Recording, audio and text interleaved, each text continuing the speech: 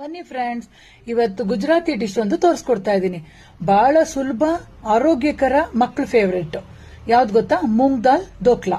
ಇದು ಕಾಂಬಿನೇಷನ್ ಬಂದು ಗ್ರೀನ್ ಚಟ್ನಿ ಮತ್ತೆ ಕಟ್ಟಾ ಮೀಠಾ ಚಟ್ನಿ. ಚಟ್ನಿನೂ ತೋರಿಸ್ಕೊಡ್ತಾ ಇದ್ದೀನಿ. ದೋಕ್ಲಾ ಮಾಡೋದು ಹೇಗೆ ಅಂತ ಕೂಡ ನೋಡ್ಕೊಳ್ಳೋಣ. ಒಂದು 1/4 ಕಪ್ ಅಲ್ಲಿ ಚಿರೋಟಿ ರವೆ, 1/4 ಕಪ್ ಮೊಸರು, ಎರಡನ್ನು ಒಂದು ರೌಂಡ್ ಮಿಕ್ಸ್ ಮಾಡಿ ಒಂದು 5 ನಿಮಿಷ ನೆನಿಲಿಕ್ಕಿಡಿ. ಇನ್ನೊಂದು ಬೌಲಲ್ಲಿ ಸ್ವಲ್ಪ ಹುಣಸೆ ಹಣ್ಣು, ಒಂದು 7 ಇಂದ 8 ಖರ್ಜೂರ, ಒಂದು 6 ಇಂದ 7 ಬ್ಯಾಡಗಿ ಮೆಣಸಿನಕಾಯಿನ ಸ್ವಲ್ಪ ಬಿಸಿನೀರಲ್ಲಿ ನೆನಿಲಿಕ್ಕೆ ಬಿಡಿ.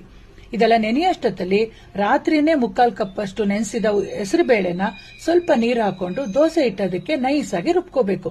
ರುಬ್ದಂತ ಹಿಟ್ಟನ್ನ ಒಂದು ಬೇಸನ್ಗೆ ಟ್ರಾನ್ಸ್ಫರ್ ಮಾಡಿ ನೆಂದಂತ ರವೆನ ಹಾಕಿ ರುಚಿಗೆ ತಕ್ಕಷ್ಟು ಉಪ್ಪು ಹಾಕಿ ಸಣ್ಣದಾಗಿ ಹೆಚ್ಚಂತ ಕೊತ್ತಂಬರಿ ಸೊಪ್ಪು, ಕ್ಯಾರೆಟ್, ಹಸಿಮೆಣಸಿನಕಾಯಿ, ಶುಂಠಿ, ತೆಂಗಿನಕಾಯಿ ತುರಿ ಎಲ್ಲ ಹಾಕಿ ಒಂದು ರೌಂಡ್ ಮಿಕ್ಸ್ ಮಾಡಿ ಒಂದು ಅರ್ಧ ಟೀ ಸ್ಪೂನ್ ಅಷ್ಟು ಅಡಿಗೆ ಸೋಡಾ, ಅದನ್ನ ಆಕ್ಟಿವೇಟ್ ಮಾಡಕ್ಕೆ ಅರ್ಧ ಹೋಳಷ್ಟು ನಿಂಬೆಹಣ್ಣು ರಸ ಹಾಕಿ ಒಂದು 2 ಟೀ ಸ್ಪೂನ್ ಆಯಿಲ್ ಹಾಕಿ ಒಂದು ರೌಂಡ್ ಮಿಕ್ಸ್ ಮಾಡಿ ಒಂದು ಪ್ಲೇಟ್ಗೆ ಎಣ್ಣೆ ಹಚ್ಚಿ ರೆಡಿ ಮಾಡಿ ಇಟ್ಕೊಂಡಂತ ಹಿಟ್ಟನ್ನ ಟ್ರಾನ್ಸ್ಫರ್ ಮಾಡಿ.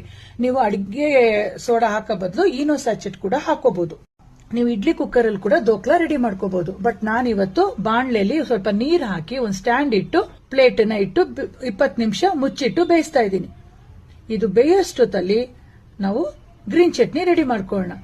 ಒಂದು ಅರ್ಧ ಕಪ್ ಅಷ್ಟು ತೆಂಗಿನಕಾಯಿ ತುರಿ, ಸ್ವಲ್ಪ ಕೊತ್ತಂಬರಿ ಸೊಪ್ಪು, ಒಂದು 1/4 ಕಪ್ ಹುರ್ಗಡ್ಲೆ, ಖಾರಕ್ಕೆ ತಕ್ಕಾಗಿ ಹಸಿಮೆಣಸಿನಕಾಯಿ, 1 ಇಂಚ್ ಶುಂಠಿ, ಒಂದೇ ಒಂದು ಈರುಳ್ಳಿನ ಸಣ್ಣದಾಗಿ ಕಟ್ ಮಾಡಿ ಹಾಕ್ತಾ ಇದ್ದೀನಿ.